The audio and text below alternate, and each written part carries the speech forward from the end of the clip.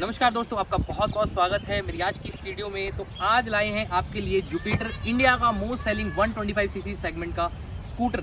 इस स्कूटर में खास क्या है वो मैं बता देता हूँ कि भाई ये आजकल सबसे ज़्यादा बिक रहा है। क्यों?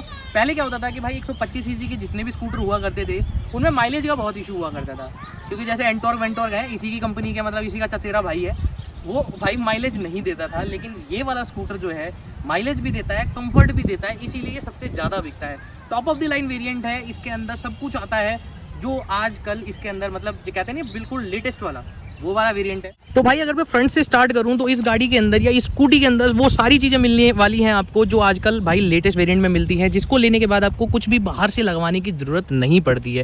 फ्रंट में बात करें तो भाई इसमें LED लाइट का सेटअप मिल जाएगा जिस पे लिखा भी हुआ है LED टेक, और भाई काफ़ी ब्राइट LED है। अगर आप रात में इसका थ्रो देखोगे काफ़ी अच्छा थ्रो मारती है। ऊपर की तरफ यहाँ पे आपको ब्लैक कलर में वाइजर दिया गया है, जो मैंने पहले कई बार बताया है आपको कि इसके अंदर क्रोम का पार्ट दिया गया है मीटर पे और यहाँ पे।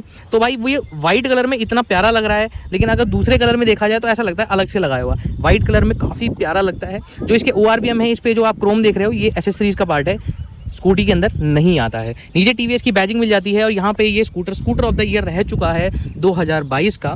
और नीचे आ जाएं तो जो इसे नीचे वाला वेरिएंट है उसमें आगे की तरफ DRLs नहीं आते, सो दैट इसके अंदर आते हैं। बट इसके अंदर जो इंडिकेटर का पार्ट है वो हेलोजन रखा गया है। तो जब आप इसे देखोगे तो DRLs के पीछे इसमें ना आपको इंडिकेटर का पार्ट दिख जाएगा जो कि हेलोजन है, बल्ब है।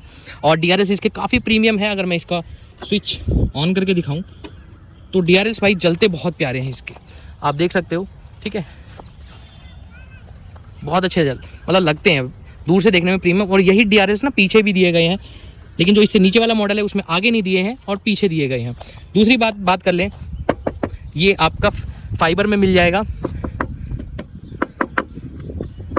ये मेटल में मिल जाएगा, ये भी मेटल में मिल जाएगा। फ्रंट में ये आपको मेटल का ही मडगार्ड जो कि 2 पार्ट में स्प्लिट है। पीछे की तरफ आपको यहाँ पे प्लास्टिक का कवर दिया गया है। टायर साइज़ की बात करें तो इसके अंदर आपको 90-90-12 तो 12 इंच का फ्रंट में टायर दिया गया है। अलॉय व्हील है और TVS का टायर है, काफ़ी अच्छा है। टायर की क्वालिटी भी काफ़ी बढ़िया दी गई है। फ्रंट में जो डिस्क ब्रेक है 220 mm की है, इसकी जो मोटाई है 3.5 mm है। कैलिपर भाई इन्हीं का खुद का है, कोई ब्रांडिंग नहीं की गई है लाइक बाइब्रे या निसिन, ऐसा कुछ नहीं है। इन्हीं का TVS का खुद का ही है। अभी शायद ऊपर डिस्क ब्रेक की डिब्बी देख के शायद पता चल जाए कौन सी कंपनी का है, वैसे मेरे हिसाब से ये TVS का खुद का ही है। फ्रंट में टेलीस्कोपिक फ्रंट सस्पेंशन दिया गया है जो कि बहुत ही बढ़िया है, बाइको वाला सस्पेंशन है। और यहाँ पे आपको रिफ्लेक्टर भी दिया गया है, तो भाई कहीं से भी कोई कटौती नहीं की गई है। 125cc के पावरफुल इंजन के साथ ये स्कूटी आती है। और जो इसका व्हील बेस है वो लगभग में 1.27 मीटर है, जिस वजह से क्या होता है कि आपको यहाँ पे बहुत ही अच्छा स्पेस देखने को मिल जाता है। और इसकी वजह से ना जो लंबे हाइट के बंदे हैं उन्हें कोई भी 0% इशू होगा इस स्कूटी को चलाने के लिए। सीट भी काफ़ी बड़ी है इसकी, लगभग में 760 mm की लंबाई की सीट आती है इसके अंदर, जिसमें अगर मैं देखा जाए तो अगर मैं बैठ भी जाऊं इसके अंदर तो भी पीछे काफ़ी बंदों के लिए मतलब हट्टे कट्टे अगर 2 बंदे भी बैठ जाए ना तो भी कंफर्टेबल स्कूटी के अंदर बैठ सकते हैं। जो और स्कूटियों के अंदर लोगों को शिकायत रहती थी कि भाई सीट छोटी है, तो इस स्कूटी की सीट अपने सेगमेंट में सबसे ज़्यादा बड़ी है। इधर के कंसोल की बात कर लें तो यहाँ पे आपको सेमी डिजिटल, यहाँ पे स्पीड आपको एनालॉग में मिलेगी और थोड़ी सी इन्फॉर्मेशन यहाँ पे आपको डिजिटल में दी गई है, जिसके अंदर आप टाइम, फ्यूल की gauge, trip A trip B, ठीक है, इंस्टेंट फ्यूल इकोनॉमी, यहाँ पे देख लीजिए, 1 मिनट 1 सेकेंड, इस पर थोड़ा सा टिंट कर रखा है। एवरेज फ्यूल इकोनॉमी, ये गाड़ी लोकल में चलती है और उसके बाद भी 36 का एवरेज लोकल में देती है। हाईवे पे ये स्कूटी बहुत ही आसानी से 50 का एवरेज दे देती है। और भाई TVS का मानना पड़ेगा, काफ़ी अच्छी फिट एंड फिनिश दी गई है स्कूटी के अंदर। यहाँ पे आपको पासिंग का बटन दिया गया है, इंडिकेटर का स्विच दिया गया है, हॉर्न का स्विच दिया गया है और स्विच की क्वालिटी भी काफ़ी अच्छी दी गई है। यहाँ पे इसका ऑटोमेटिक जो ऑटो स्टार्ट स्टॉप वाला फीचर है उसके लिए ऑप्शन दिया गया है, सेल्फ स्टार्ट यहाँ पे दिया गया है। फ्रंट में डिस्क ब्रेक आ जाती है, पीछे की तरफ आपको ड्रम ब्रेक मिलती है। स्कूटी के कर्व वेट की बात करें तो 108 किलो का कर्व वेट मिलता है इस स्कूटी के अंदर। बस इस स्कूटी के अंदर खास ये है कि इसके अंदर जो भाई पेट्रोल टैंक है वो आपका आगे दिया गया है, जिसकी वजह से कभी भी आप पेट्रोल टैंक पे मतलब पेट्रोल स्टेशन पे जाते हो तो ना तो आपको पीछे की तरफ को देखना पड़ता है ना कुछ, आप आगे की तरफ देखो, सारा काम हो गया। और उस वजह से फ़ायदा क्या हुआ है कि इसके जो बूट स्पेस में बहुत ही ज़्यादा इंक्रीमेंट हुआ है। अभी बूट स्पेस भी दिखा देंगे। पेट्रोल की लीड इसकी यहाँ पे दी गई है, जिसको 1 टच वाले सिस्टम से यहाँ से खोला जा सकता है। यहीं से गद्दी भी खुलती है, मतलब सीट भी खुलती है और पेट्रोल की लीड भी खुलती है। दूसरी बात, यहाँ पे आपको एक USB चार्जिंग सॉकेट दिया गया है, ये आफ्टर मार्केट लगाया गया है। यहाँ पे थोड़ा सा स्पेस दिया गया है, मतलब अगर आप अपना फ़ोन ऑन चार्ज करना है यहाँ पे कर सकते हो। दूसरी चीज़, यहाँ पे आपको बॉडी का पार्ट दिया गया है अंदर की तरफ, और यहाँ पे मैट प्लास्टिक दी गई है। जिनकी भी ये स्कूटी है बहुत ही ज़्यादा ध्यान से रखी हुई है। यहाँ बहुत अच्छा स्पेस है, और इस स्कूटी का जो फ्यूल टैंक है वो इसके अंदर दिया गया है, जो कि लॉन्ग टर्म में कैसा परफॉर्म करेगा वो लॉन्ग टर्म के यूजेस के बाद ही पता चलेगा। बाकी मेरे को तो नहीं लगता कि ऐसी कोई दिक्कत आने वाली है इसके अंदर। अच्छा, इस स्कूटी के अंदर आप कहोगे अगर पेट्रोल मतलब ज़्यादा हो गया तो क्या होगा, तो उसके लिए यहाँ पे नीचे एक पाइप दिया गया है। अगर कभी ओवरफ्लो होता है तो यहाँ से निकल सकता है थोड़ा मोटा, वो 10 ml 20 ml गलती से अगर साइड वाइड में चला गया तो उसके लिए भी यहाँ पे जुगाड़ बना रखी है। और बात करें फ्यूल टैंक की, तो इसके अंदर लगभग 5.1 लीटर का मतलब 5 लीटर का फ्यूल टैंक दिया गया है स्कूटी के अंदर। बहुत ही बढ़िया बात है, जिससे आपको जो रेंज है, कंपनी कहती है कि इसमें 15% मोर माइलेज मिलता है।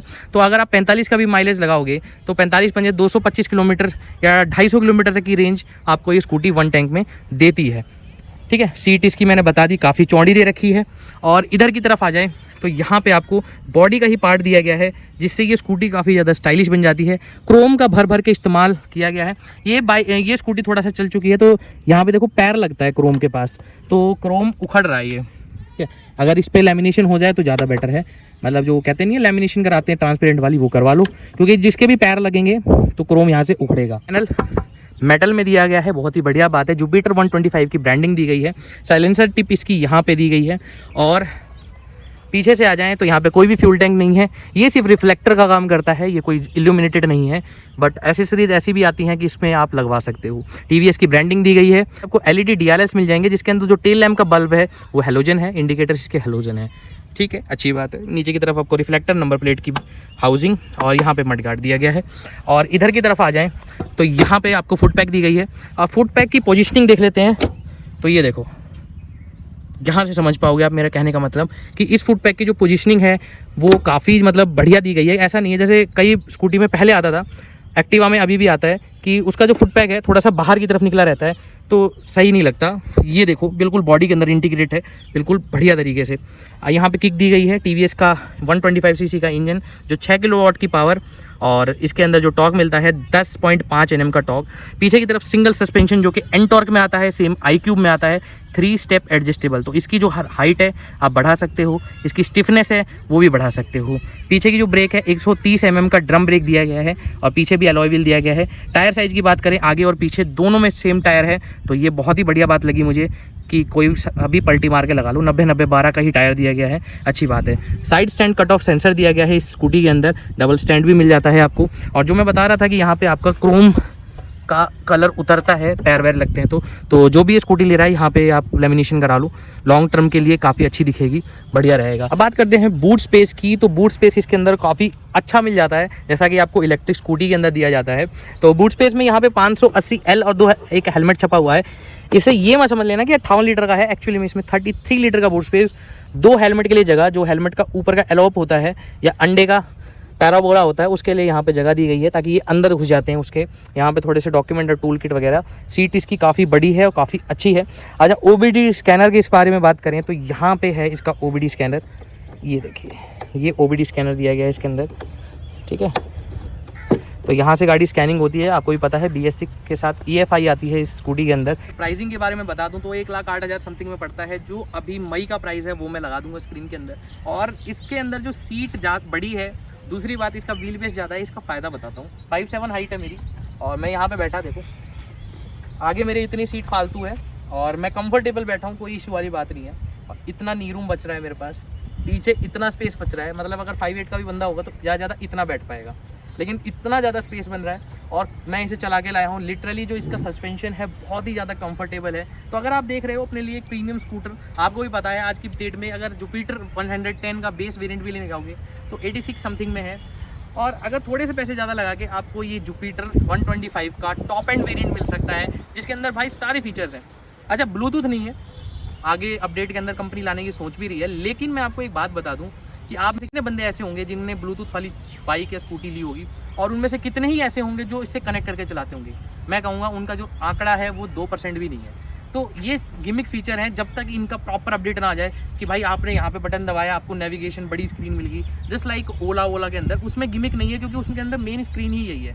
तो ब्लूटूथ भाई इसके अंदर नहीं आता, लेकिन ये स्कूटर अपने प्राइस को जस्टिफाई करता है। अच्छा इंजन, अच्छा माइलेज और अच्छे लुकिंग के साथ ये आता है। ठीक है, तो कैसा लगा आपको जुपिटर 125 जरूर बताना कमेंट सेक्शन में, और ऐसी बढ़िया वीडियो देखने के लिए चैनल को कर दो सब्सक्राइब, वीडियो कर दो लाइक। तब तक के लिए जय हिंद और वंदे मातरम।